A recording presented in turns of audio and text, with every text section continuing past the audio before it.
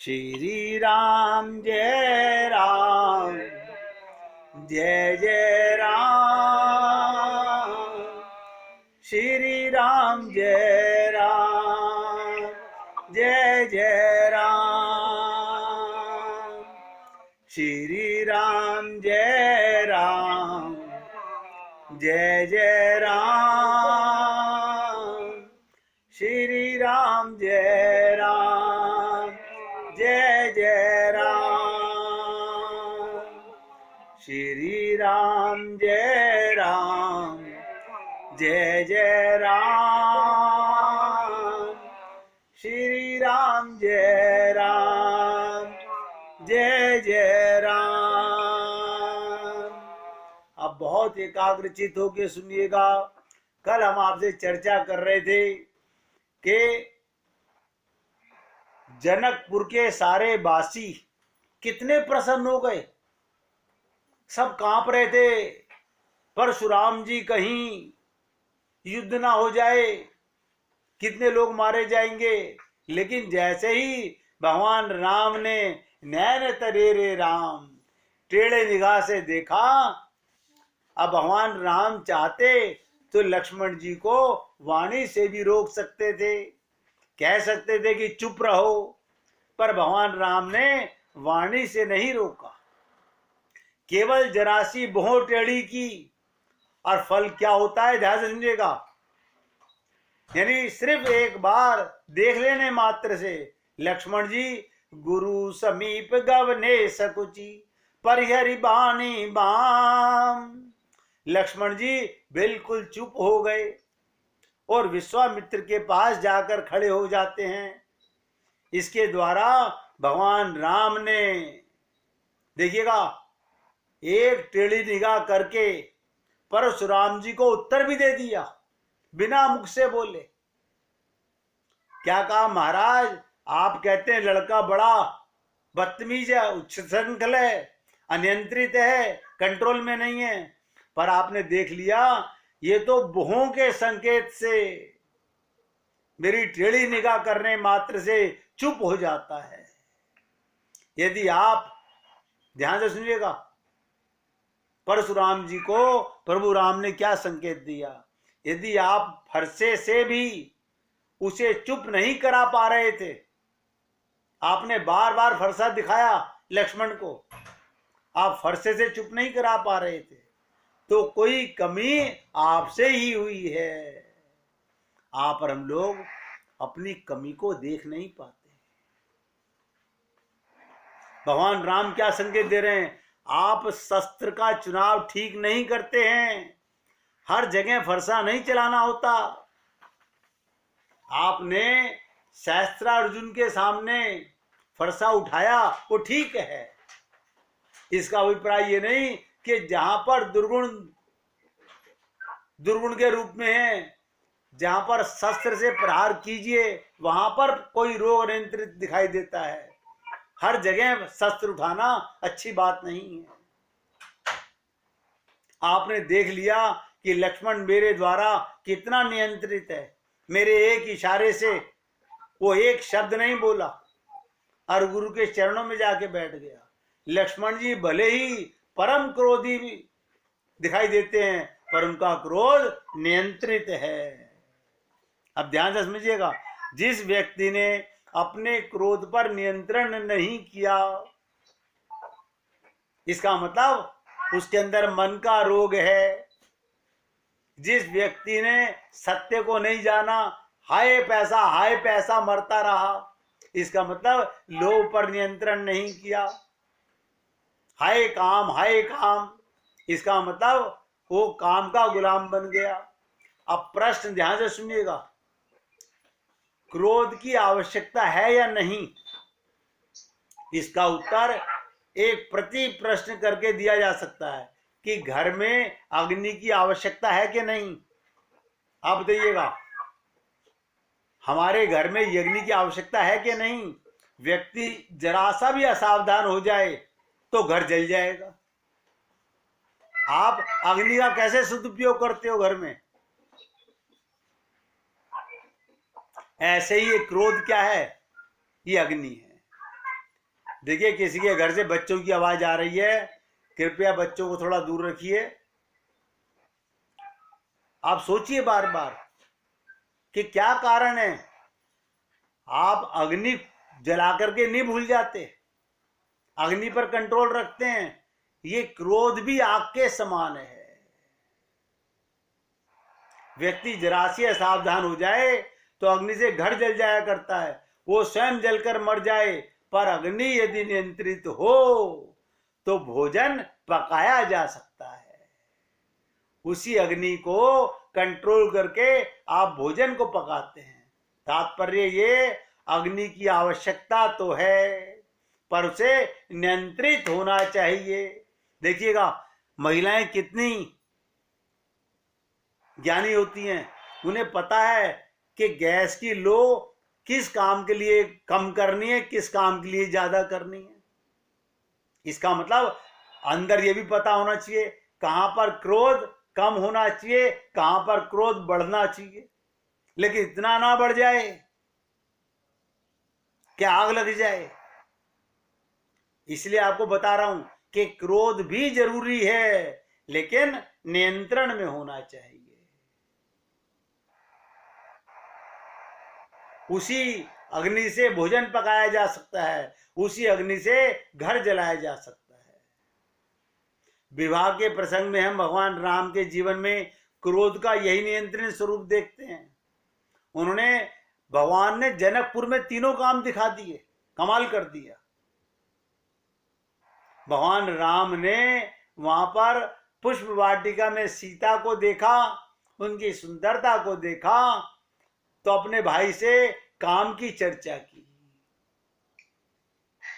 तो राज सिंहासन अपनाते हैं तो लोभ का भी प्रसंग दिखाया। और लोभ कैसे, मैंने कल आपको बताया था कि जब जनक जी ने उनको दहेज दिया तो सब हाथ जोड़ के स्वीकार करते हैं। वो लेके कुछ नहीं जाते, सब याचकों को बांट देते हैं, लेकिन हंस के स्वीकार करते हैं। तो लोभ भी दिखाया, लेकिन लोभ का मतलब अपने अंदर लोभ नहीं, सामने वाले का आदर करने में लोभ था। और क्रोध के लिए मैंने आपको दिखाया कि एक ही बात से लक्ष्मण पर जरा सा टेढ़ी निगाह से देखते हैं, लक्ष्मण समझ जाते हैं। तो विवाह के प्रसंग में हम भगवान राम के जीवन में क्रोध का यही नियंत्रण स्वरूप देखते हैं। उन्होंने परशुराम जी से, ध्यान से सुनो, परशुराम जी से धीरे से एक वाक्य कह दिया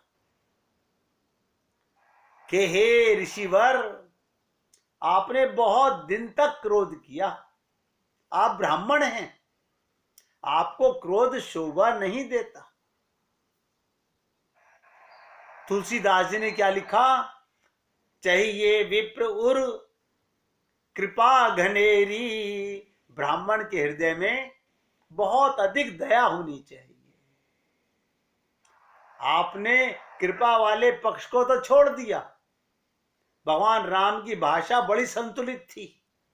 वे आगे कहते हैं, हमई तुम्हई सरीवरी कसी नाथा, कहूं न कहां चरण कहां माथा। हमारा तुम्हारा मुकाबला कहां, आपके चरण और हमारा मस्तक। देखिएगा भगवान राम परशुराम जी को अपने शब्दों से कितना शांत कर देते हैं कि प्रभु आप ब्राह्मण हैं, हम क्षत्रिय हैं, हमारा माथा तो सदा ब्राह्मणों के चरणों में रहता है। और हमारी और आपकी बराबरी कैसी, कहिए ना, कहां आपका चरण और कहां हमारा मस्तक।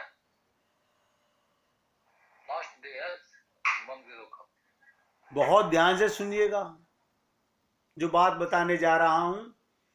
तो भगवान ने कितनी बड़ी बात कही। परशुराम जी का क्रोध शांत करने के लिए, क्या ब्राह्मण है, ब्राह्मण को दयावान होना चाहिए। और हम तो क्षत्रिय हैं, ये युद्ध करना तो हमारा काम है, और हमारा मस्तक तो सदा ब्राह्मणों के चरणों में रहता है। तो भगवान राम का तात्पर्य ये, एक एक शब्द ध्यान देना,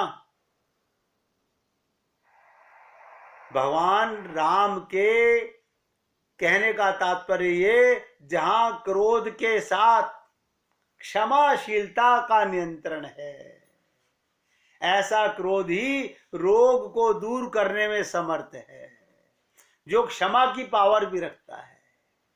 ऐसा नहीं कि नफरत के बीज हमेशा हमेशा के लिए मन में बांध लिए। अरे बाबा, मेरे भाग्य का लिखा हुआ कोई नहीं छीन सकता। हमेशा संतोषम परम सुखम। कभी मन में किसी के प्रति दुर्भावना मत लाओ। क्यों? यही भाव तो आपको वापस संसार में लाएंगे। राग भी इतना ही बुरा है जितना द्वेष बुरा है। हम संसार में राग करें या द्वेष करें, दोनों ही हानिकारक हैं, दोनों ही से हमें नीचे गिरना पड़ेगा। तो क्रोध के अंदर क्षमाशीलता भी होनी चाहिए। ऐसा क्रोध ही रोग को दूर करने में समर्थ होता है। शीलवान का क्रोध अन्याय के, दुरुण के विरुद्ध होना और सृष्टि के सृजन में उसका उपयोग होगा। उसका लोभ वितरण और दान के लिए होगा। लोभ जो होगा वितरण और दान के लिए होगा। इसका अभिप्राय ये, यदि हमारे जीवन में, गहराई से सुनिएगा, यदि हमारे जीवन में काम, क्रोध और लोभ, ये तीनों विकार संतुलित हैं, बढ़ने नहीं चाहिए, संतुलित हैं, जैसा कि भगवान राम ने जनकपुर के प्रदर्शन में दिखाया, तो उससे मानस रोग दूर होते हैं। हमारे को अपने आप को देखना है या अपने गुरु से बताना है। गुरु आपसे जब प्रश्न करेगा वो तुरंत समझ लेगा इसके अंदर कैसा रोग है। अगर कोई व्यक्ति बार बार ये चर्चा करता है कि मेरा काम नहीं चल रहा, मेरा परिवार गरीब हो रहा है, इसका मतलब वो लोभ ज्यादा चाहता है, संतोष नहीं है उसके मन के अंदर। किसी के मन में राग द्वेष भरा हुआ है, वो तुरंत अंदाजा लगा लेता है इसके मन में क्रोध भरा हुआ है। कोई बार बार हमारे पति ने हमें ऐसा किया, हमारी पत्नी ने हमें ऐसा किया, हमें तो कभी सुख मिला ही नहीं, तो इसका मतलब उसके अंदर काम की तीव्रता है।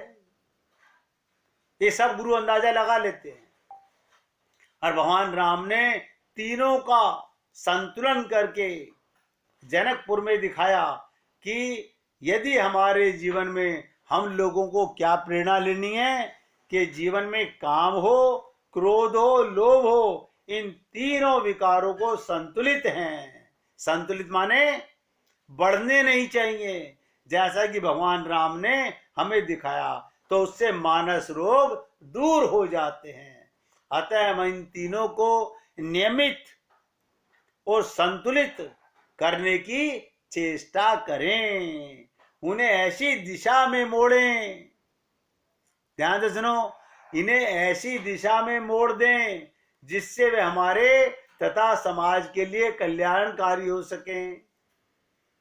जो शरीर का रोगी है, ध्यान से सुनिएगा, जो शरीर का रोगी है वह अकेले ही उस रोग के फल का भोग करता है। मेरे शरीर में कोई दुख है, उसका फल मेरे को अकेले को भोगना पड़ रहा है। पर मन के रोग दूसरे व्यक्ति को भी रोगी बना देते हैं। एक व्यक्ति काम, दूसरे में क्रोध की उत्पत्ति करता है। यदि एक व्यक्ति कामी बनेगा तो उसकी प्रतिक्रिया में दूसरा व्यक्ति जिसे हानि होगी वो क्रोधी बन जाएगा। मैंने किसी से धन कमा लिया, देखिएगा मेरे अंदर लोभ आया, मैंने तुम्हें बेईमानी से पैसा कमा लिया तो तुम्हें क्रोध आया। तो यानी एक की गलती से दो बीमार हो गए। इस प्रकार ये अस्वस्थता व्यक्ति के समाज को भी अस्वस्थ बना देती है। यही मानस रोगों की समस्या है। और मैंने आपसे कहा था, संतुलित और स्वच्छ समाज के लिए व्यक्ति का मानस रोगों से मुक्त होना बहुत जरूरी है। जब तक मानस रोगों से हम निजात नहीं पाएंगे, देखिए किसी के यहाँ से आवाज आ रही है भैया, टीवी की आवाज है, किसकी आवाज है? अब आखिरी बात सुनिएगा कि मोह सकल व्याधिन कर मूला। इस मोह के एक रोग से व्यक्ति में काम भी, क्रोध भी और लोभ भी आ जाता है।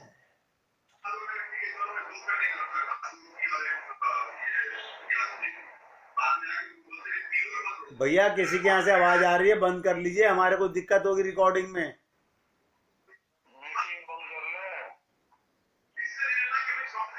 ये आवाज आ रही है जी किसी के बोलने की।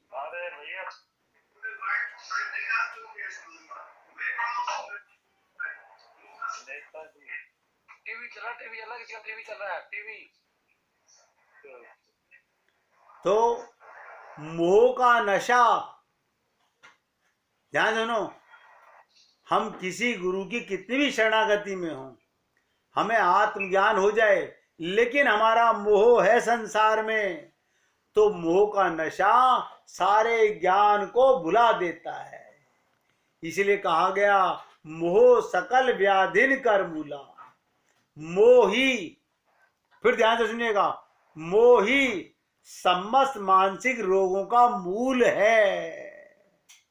आप काम के गुलाम बनते हैं मोह के कारण, आप लाभ के, लोभ के गुलाम बनते हैं काम के कारण, आपको क्रोध आता है मोह के कारण। मैं किसी से प्रेम करने पर वो नहीं कह रहा हूं, प्रेम माने तो सेवा होती है, प्रेम माने तो देना होता है, लेकिन मोह जो है वो हमारे मानसिक रोगों को बढ़ाता है। और मैंने तीनों का आपको बताया कि मोह ही समस्त मानसिक रोगों के मूल में है। फिर लंका में वो दुर्गुणों का प्रतीक राक्षसों को मानते हैं और कहते हैं रावण मोह है, कुंभकर्ण अहंकार है। कुंभकर्ण बड़ा शक्तिशाली है पर रावण राक्षसों का राजा है। इसका तात्पर्य ये कि मोह ही समस्त दुर्गुणों में केंद्र है। अगर तीनों बीमारियों का केंद्र देखना चाहो तो मोह ही है।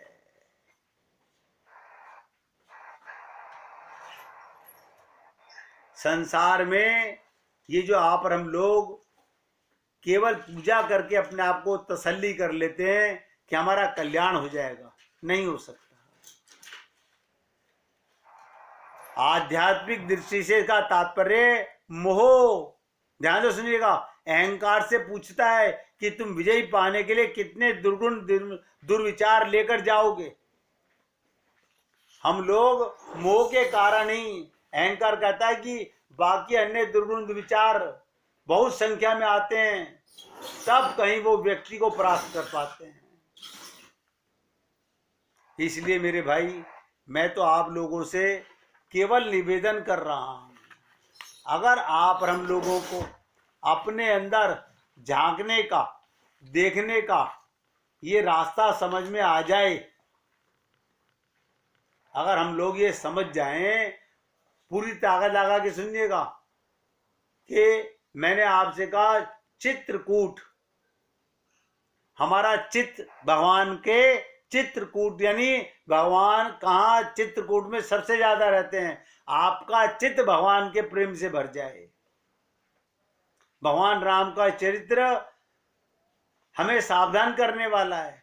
मन में जो विविध दोष हैं, उन दोषों से उत्पन्न होने वाली जो विकृतियां हैं, उन्हें प्रकट करने के लिए भगवान राम दंड कारण्य का अपवित्र भूमि में प्रवेश करते हैं, जहां पर आपने देखा सबसे पहले सूपनखा आती है। सूपनखा के रूप में कामिनी आई। हमारे जीवन में ये जो बीमारियां आती हैं, कैसे आती हैं? ऐसे ही आती हैं।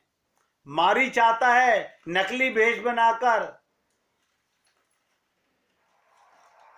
और स्वर्ण का मृग लेकर के, कांचन का सारा लेकर के स्वयं रावण आता है। पहले सौंदर्य का आकर्षण आया, उसके बाद स्वर्ण मृग का प्रलोभन आया। भगवान राघवेंद्र दोनों पक्षों का अंतर बताते हैं।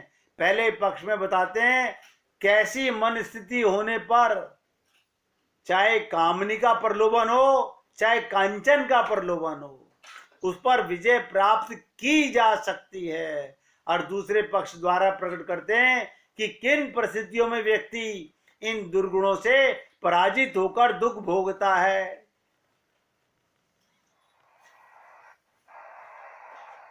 देखिएगा, ध्यान से सुनिएगा, मन कहां फंसता है? कामनी और कंचन के चक्कर में। मम अनुरूप पुरुष जग माही, देखऊं खोज लोक तिहु नाई। शूर्पणखा ने क्या कहा था भगवान को आके? मेरे समान सुंदर संसार में कोई नहीं है।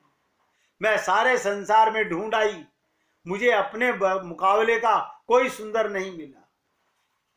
और ताते अब लगी रही कुंवारी। देखिए, शूर्पणखा झूठ बोल रही है, मैं अभी तक कुंवारी हूं। और मन माना कछु तुम्हें निहारी, चलो तुमसे काम चला लूंगी। भगवान राम को क्या बोल रही है शूर्पणखा? मैं तुम्हारे से काम चला लूंगी।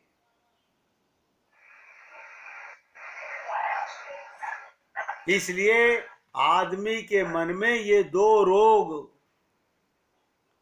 कंचन और कामनी का सबसे ज्यादा प्रभाव पड़ता है। और कंचन काम का दोष और कांचन लोभ का दोष। और जब इन पर चोट पड़ती है, ये नहीं मिलते, तो उसे क्रोध आता है। तो मेरे भाई, मैंने अपनी तरफ से पूरा प्रयत्न किया आपके साथ 102 दिनों के अंदर कि आपको पूरी चर्चा मानस रोग की। हालांकि मन में है कि जो मैं बार बार आपसे बोलता हूं कि मोह सकल व्याधिन कर मूला, द्वारा कभी जब मुका इसका चालू करूंगा तो केवल मोह की चर्चा करूंगा, उसके लिए भी महीनों लगेंगे। आप ध्यान से सुनिएगा। ईश्वर की कृपा प्राप्ति के 4 मार्ग हैं और सभी भक्तों से निवेदन है, बहुत एकाग्रता से, बहुत ध्यान से सुनने का प्रयत्न कीजिएगा। भगवान को पाने के, उनकी कृपा की प्राप्ति के लिए 4 मार्ग हैं: ज्ञान, भक्ति, कर्म और दैन्य।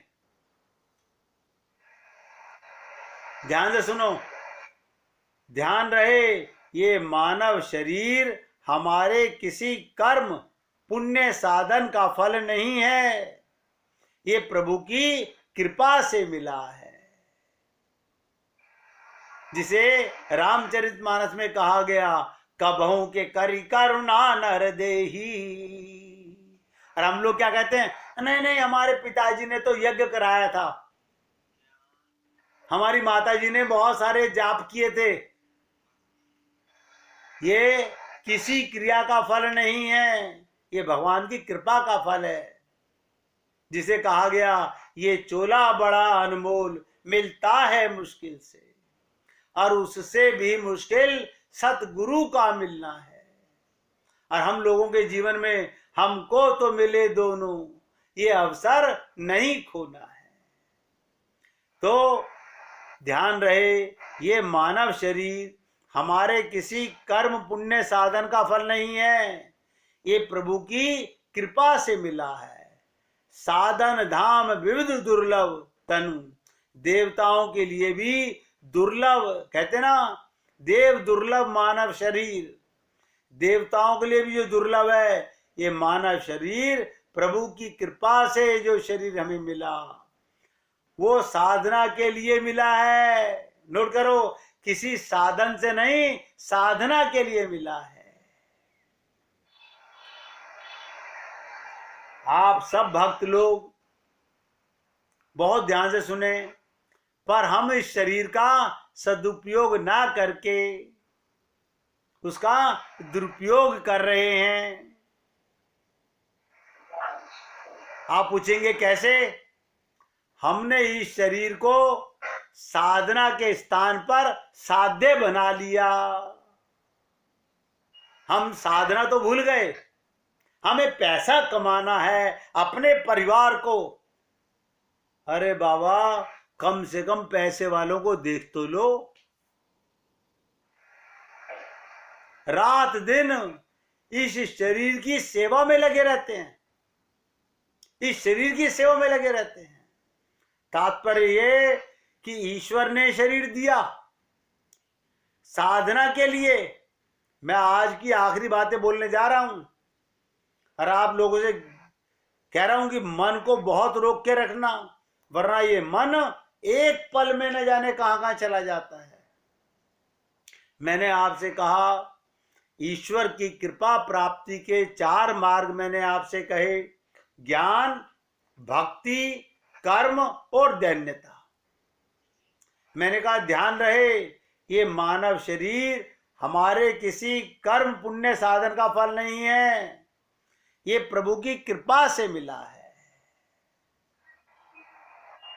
और इसे रामचरितमानस में कहा गया, साधन धाम विबुध दुर्लभ तनु। देवताओं के लिए भी जो दुर्लभ है वो मानव शरीर प्रभु की कृपा से हम सबको मिला हुआ है। हम सब अभी शरीर में विद्यमान हैं और इसका सदुपयोग साधना के लिए मिला था, पर हम इस शरीर का सदुपयोग ना करके उसका दुरुपयोग कर रहे हैं। कैसे कर रहे हैं? हमने इस शरीर को साधना के स्थान पर साध्य बना लिया। रात दिन इस शरीर की सेवा में लगे हुए हैं। हम इसे बचाए रखना चाहते हैं, मतलब मरने वाले को बचाने में लगे हुए हैं। इस देह में भगवान मिलते हैं, उसे पाने का प्रयत्न नहीं कर रहे। भगवत प्राप्ति के लिए शरीर मिला है, रात दिन इस शरीर की सेवा में लगे रहते हैं।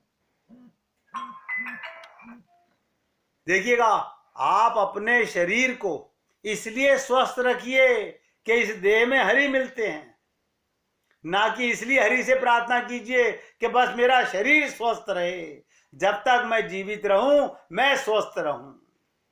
ये इसलिए शरीर मिला था। हम सब लोग भगवान को पाने की साधना तो भूल गए, शरीर को साध्य बना लिया, रात दिन शरीर की सेवा। तात्पर्य ये, ईश्वर ने शरीर दिया साधना के लिए और हमने शरीर को साध्य मानकर रात दिन शरीर की सेवा में। यहां पर रावण की साधना देखें। महान गुरु शंकर जी का भक्त है, ध्यान से सुनिएगा। रावण की साधना देखें कि महान गुरु शंकर जी का भक्त अपने शरीर के माध्यम से वो शंकर जी की पूजा अर्चना करता है। वर्णन आता है कि रावण ने शंकर जी पर अपने सर काट काट कर चढ़ा दिए। इससे लगता है कि वो शरीर से ऊपर ऊंचा उठना चाहता है। शरीर सर काट काट के नहीं चढ़ाने। इतना घमंडी, इतना अहंकारी था कि भगवान शंकर से क्या कहता है कि प्रभु जी, मैं रोज रोज आपके यहां आपकी सेवा में आता हूं, आपको पता है मैं राजा हूं, आप ही मेरे यहां पर दीक्षा लेने आ जाया कीजिए।